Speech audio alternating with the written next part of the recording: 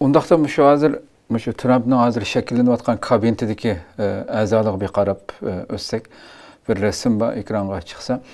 Buni hazır şu Türkiye'nin nüfuzlu kanallarda bütün her bir Trump'ın bütün hazır tayinlenmekçi bo'lgan ministerleri hammasining burun nima deganligi, qanday vazifalarni ishlaganligi burun. Ashlarni hamda analiz qilyapti, hamda har qanday kanalni assaq shu hamda hazır. Türkiye'ye mesela kandak bala evkulattaki Xitayga mı kandak bu, çünkü bunu bir normal bir kabinet emas, bularni savaş kabineti, yani uruş kabineti bu tarafından da başı meyli Marco Rubio olsun, Müdafiye Ministri olsun, hemen hazır nait tefsili halette mülayit programlar bu atılamdı. Bulup mesela Marco Rubio'nun ki hem bizge alakadar bo'lgan mesela, hatta ki Xitayning nimesiga mesela Marco Rubio mu Xitayning jazası uçurgan bir siyasetçi Amerika'daki Uygurlarning meseleleriga intan yaqinda ko'ngil bilib bir shaxs hamda o'zimni bilimiz hamda. Siz bu hozir shakllanayotgan mushadiki eng muhim bizga aloqador bo'lgan Xitoyga qandaq mesela Mudofaa ministrining Xitoyga hatta deyotdiki bu faqatlam tijorat urushi emas, bu rasmiy istiqlik urushga so'rab kiradigan bir kabinet deyilyapti hamda. Bunga qancha ehtimol bir siz bu kabinetniki hozirgi ichidagi odamlarga qarab vaqtingizda? Umumiy jihatdan degan vaqtida Trump'ning tanlagan adamlari birinchisi Trump'ga sodiq bo'lish. Xo'sh. Bu ikkinchi bo'lsa, shu o'zininki sohalarda bir qobiliyati bo'lgan odamlar. Umumiy jihatdan deganda. Ama birinchi Trump'ningki birinchi qatimliq hokimiyatni boshqarayotgan vaqtida hammamiz bilamiz, hem tashqi ministrini hem de bu mudofaa ministrini necha almashdi. Çünkü ishni qilib etib Trump xohlamasa ularni ep tashlab boshqasini qo'ya oladigan bir ahvol bor. Shuningga budami shuna bo'lami deb men o'ylayman. Bo'libman misolga deylik, tashqi ishlar ministri Rubio. Rubio şu nimaga diktatör, her qanday diktatör hokimiyatga qarshi adam. Shuningga hamda diktaturning birinchi bir numara davlatmi shu nima hamda Xitoy. Shuningga Xitoyga qarshi. İkincisi bu demokrasi, inson haqlariga ahamiyat beradigan bir adam. Gerçi cumhuriyetçi namında bu kabinega tanlangan bo'lsa, ama bu demokratlarınki bazı şu kıymet araçlarını kabul kıldığım bir adam. Hoş. Ondan başka bu meyli Tibetler olsun, meyli Uygurlar olsun, bunlar biz bile ya ki Tibetler bile münasebetlik bazı bu kanunnamelerine özü bivas yetekçilik kılıp çıkargan bir adam. Şununla bununki naite çok tövbesi var. Bu çıkan takdirde mi nime bu Xitayga karşı katık turalaydıganlığı mı işiniz. Fakat bu Rubio'nunki bir alaylığı, yani hakkını qoğdaşlaydıgan bir nime var, ideyası var. Hak adaletini qoğdaydıgan. Eğer de her gün özü bilip özünün ideyasını tashqi siyosatda yurgizishga başılsa, Trump'nınki o'ylig'idek chiqmay qolsa, Trump bilan arası jiriklashib qolarmi deydigan ansirashim bor. Bence bu en yaxshi bir odamni tanladi deb o'ylayman. Ama Rubio'nunki muavinleri, onunki qo'l ostida ishlaydiganlari, onunga qarash lozim. Xo'sh. Misolga deylik, Xitoy haqida, yani Xitoyni yaxshi bildigan bir maslahatchi bo'lsin yoki bir muavin ministri bo'lamdi, bo'lmamdi. Agar bo'lib qolgan taqdirda Xitoyga bo'lgan siyosati qanchalik. Misolga men degandek, haqiqatni qo'g'daydigan, rostchilikni qo'g'daydigan, demokrasiya, inson huquqini qo'g'daydigan Rubio belki Yevropa Birliği bilan yaqin munosabat bo'lmasa, yirik munosabatdan yiroq turgan bir siyosatni elib berish mumkin hamda. Xo'sh. Bu vaqtida bu Trump yine kapolamdı, bulmamdı bilmeyimiz ama Avrupa'nı eğer de Amerika rahatlagan takdirde Xitayga bir bisim işletken olur. Şununla bir ensirişim bağ dep uylayman. Hem de kabinede moyum olan bir ministerlik olsun şu nime mutabiye ministerlik. Hoş hoş. Bu ministerni şu harbiy maktabdan olsun, meyli bu harbiy Pentagonda olsun, meşelerde işler. Burun devlet yani şu mutabiye ministerlikte işler. Tecrübelik birisini tanıgan bolsa degan göz karışma var mı? Göz karışma var. Trump hem de başkaça oylavadıdı. Çünkü meyli Rubio'nun olsun bir programda ben burun Trump'ı ve kollamaktan hazır kollaydıgan oldum. Çünkü Amerika güçlü olmasa dünya bozulurdu. Şununla Trump bununla muvaffak dep yapını kılan. Ma hazır mutabiyenin namzatıma onda yaplarıma cık digen hem de. Hoş hoş. Şununla bu Trump herhalde yüzüne medyada, sosyal medyada yüzüne maktıgan adamlarını tanılavatamdı ya ki hakikaten şu işini kılalaydıgan adamını tanılavatamdı. Ya ki biz bilmeydigan o tanılagan namzatla kabiliyetlik bir adamlar biz bilmegeçke biz hata düşünüvatımız mı deydigan bir düşüncem var. Ama Amerika bir tüzüm bile sistem bile kurulgan bir devlet. Şununla bazen minister'nin ki özü aciz olmasıma minister'nin kolastıdıkiler güçlük olan takdirdima yani Amerika'nı ilip yani Amerika'nın gücünü yetekçe güç kılıp yani devam kılalaydı o devamı olayım ama biraz gumanlarım var. Nurgun şu Aksaray'a bağlı olan bazı minister emas sırtın görünüşte pek moyun bulmagan bile ama Aksaray'ın hizmetlerinde moyun bulgan adamlar var, ayarlama var. Ular hele talantlı adamlarda görünüyor. Hoş hoş. Bu da yeni bir organla kuruldu. Bu organ hem de Amerika'nın şu Aksaray hükümetinin ünümlük bulup olmasını teftiş kıldığan bir organ. Bu organ resmi emez. Ministerlik mi emez. Trump özü kurgan ama bütün ministerliklerinin işini doğru kılıvatamdı. Ünümlük işlerini kılıvatamdı. Artık insanlar var mı? Ya ki lazım olan adamlar kan mı? Gendek aşina neslerine tekşireydi bulup mu? Ministerliklere ayırt bergen pullarını, bütçelerini kandak xərcləydi, ular doğru xərcləydi mi, xata xərcləydi mi degenden teftiş kılmakçı. Onunla Elon Musk ne geldi? Bununla bu meşhur olan adam olan Elon Musk'ını geldi ama Elon Musk'ıma biraz yenilik yaratıdığan ıslahatını ilip baralaydıgan o cennete naite kabiliyetlik bir adam hem de. Hoş. Fakat bu Xitay bilen yakınlığı var mı? Ama bununla bir yakınlığı var.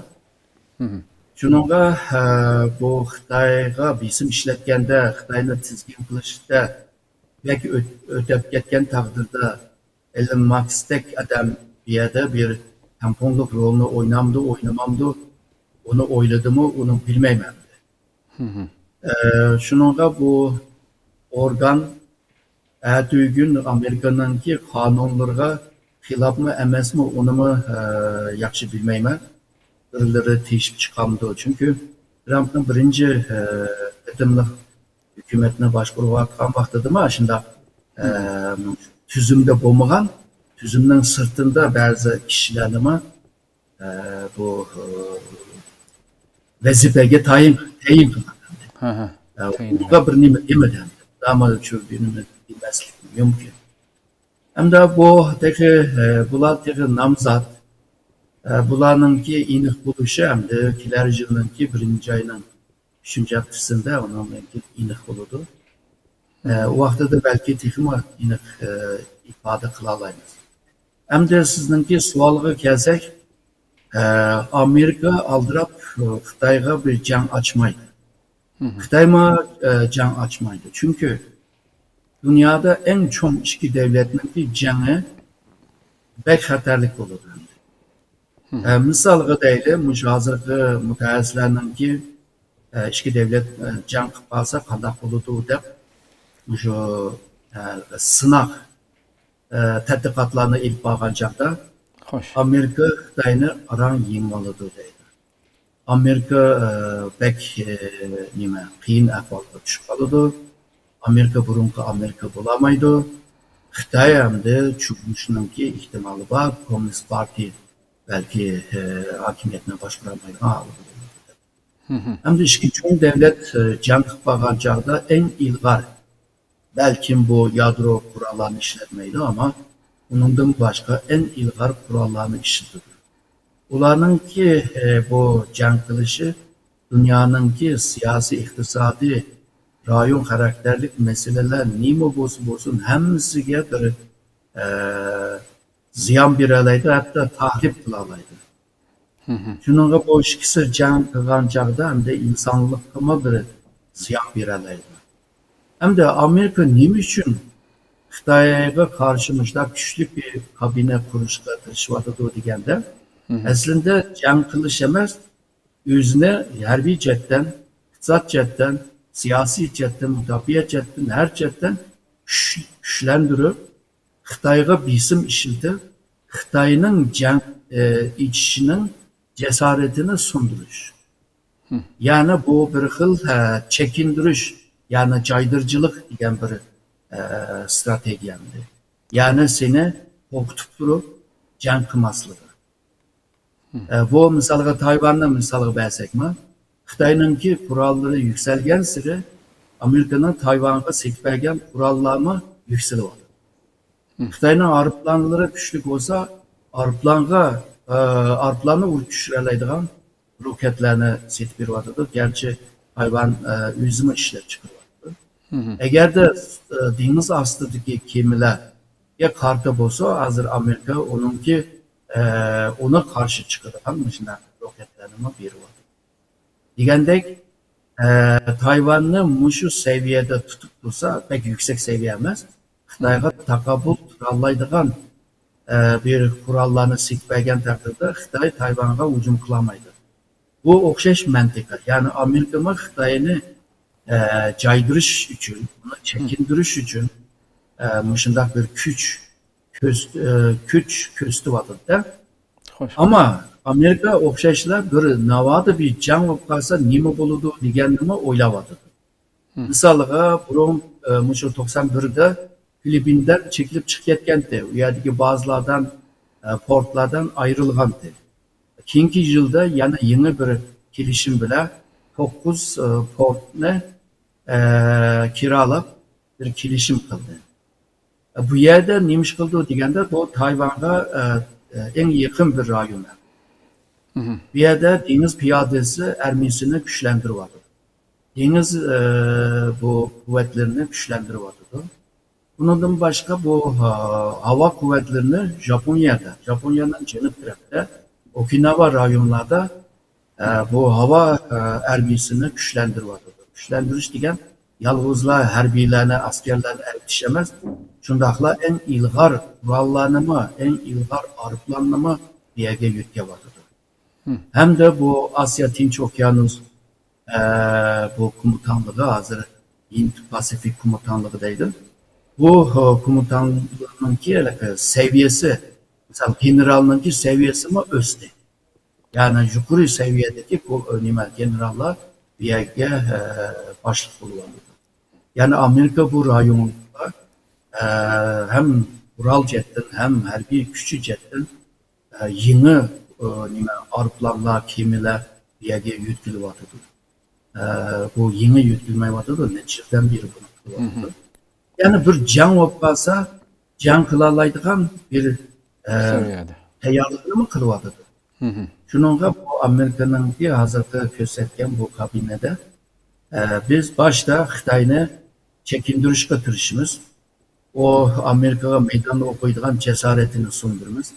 Navoda Xitoy bu gapni anglamay qolsa, u vaqtida biz butun kuch bilan yana shu Xitoy bilan jang qilishga majbur. Bu harbiylar biz tayyor deydi. Xitoy bilan bir jang qilishga tayyor deydi. Xo'sh. Buyruq kelgan hammatlar bizning tayyorligimizni tayyor deydi. Bo'libmi Amerika shu Pasifikda bir orol bor. Guam aralıdır. Bu aralni shu rayondanki harbiy markaziy baza bo'ldi hozir. Uningdan boshqa shu Amerikaning Havayi deymiz, boshqa rayonlar deymiz. Bular bir-birisi bilan bir tutash harakat qila oladigan, ya'ni harbiy jihatdan urush jang qilgan vaqtida harakat qila oladigan bir uch bo'limlik bir bir strateji tempunktini şekillendirdi. Amerika hem deniz astida, hem deniz üstüde, hem havada, hem hava boşlukta Xitoyni takip qila oladigan nurg'un shu texnologiyalik jihozlar bor. Ya'ni Xitoy mayli ovozdan bo'lsin, mayli ko'rinishda bo'lsin, bularni cihazları alalaydıgan, resimini tartalaydıgan, avazlarını, sünni avazlarını alalaydıgan hem nimenin teyyakı oldu. Bu bir sistem bulup, Xitoyninki her qanday bir hareketini takip edip, hemen cevap verelaydıgan bir tayyorligi bo'ladi bu harbiy chetdan degan. Xo'sh. Ama bazı haberlerde Xitoy shu Amerikaning her şehrini uralaydıgan roketlerini tayyor qildi, hatto yaqinda bir sinovni qildi. Ama manda bir ahvol bor. Bu Xitoy agarda sharqiy qiyisida, deniz qiyisida, ya'ni Amerikaning g'arb tarafga qarshi yaqin bo'lsin deb davomladı. Eşeğden agarda Amerikaga qarshi yo'llagan bo'lsa bu roketni, en az 20 minut ketadi. En az. Yani 20 saat ketadi. Amerikalılarning tayyorligi bir 20 minut. Yani bir yerde 25 minut değil, kam değil, Amerika onu kutdi. Nerede kutdi? Amerika'nın toprağında emas. Şu Tinch Okyanusu'nun bir yerlerde kutdi. Onu baribir tushirib oldi. Xitoy bu Amerika'ni aşına uralish uchun 100 ming, 10 ming aşında nimani yo'llash lazım. Amerika sen bunu yollayalığın için ben mi kılımen deydi ama Amerika ben degandek sun'iy emrada ve hava boşlukta muşundaq roketlerinin ki beshini qaymoqtirdigan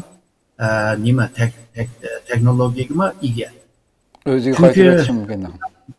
Uzun mesafelik roketler 3 bosqichda boshqariladi.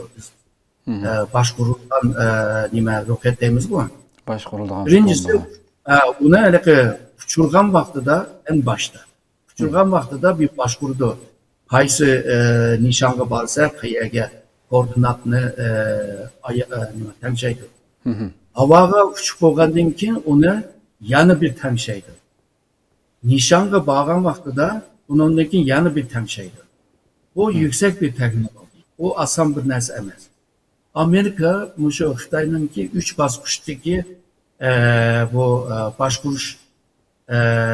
boshqurish qilishni tavsiyalaydi. Bo'libmi 3-chi bosqichni, 2-chi bosqichni.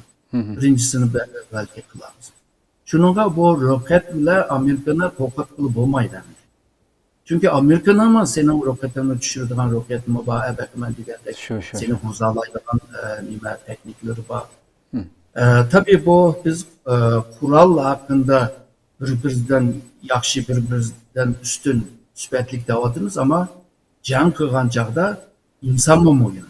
Yani can ursa, kaçan bunu uçursa, qiyaga ursa, Amerika'nınki ahvoli qanday degandek nurg'un murakkab meseleler var. Yani insanlar bağlandı. Şununla bu 19. əsrdə adaqlı bir strateji mütəxəssis var. Karl Clausewitz deyildi. Bu adamın oturup koygan bir ufkum var. Yani tuman. Yani cangdaki tuman. Bu nim degen gap degende nurgun adamlar, nurgun devletler, nurgun ermiler teyya bulup canını futbolumuz da bir yolga çıkıp can meydanında fukuşmazlık bir sebepten hiç şenigili bulmaydıgan bir sebepten canını futurdirdigan efalar var. Bu işte bu insan bile münasebet. Şununla Xitay'nınki muşinçilik bir insanları yetişti mi teyya mı? Diyen mesele mi var? Onun denkin evvelmen digendek havada, denizde, denizin astıda, suni emrad, hava boşlukta, digendek atmosferinin sırtında bu 5 alanda, 5 sahada birbirisiyle maslışalaydıgan sisteme var mı yok mu? Mesela Amerika'nın var. Xitay hazır onu kılıvadı doyuyor ama Amerika'nınki seviyeye geldi mi, gelmedi mi hazır biz bilmeyiz. Eğer ki boğan bolsa Xitay alıp açan bu pozguluk küstük olarak. Şununla bu Amerika'nın hazırki pey yani Xitay'la tizgin kılış. Eğer de Xitay yani Xi Jinping'le degende biz candan korkmayımız, can kısak çokum futbolumuz degen gibi karta Amerika mı canının bir teyarlığını kılıvatıdı dep körüvatımız hem de. Hoş. Köpten köp rahmet hakikaten yaxşı tefsili cevap verdiniz.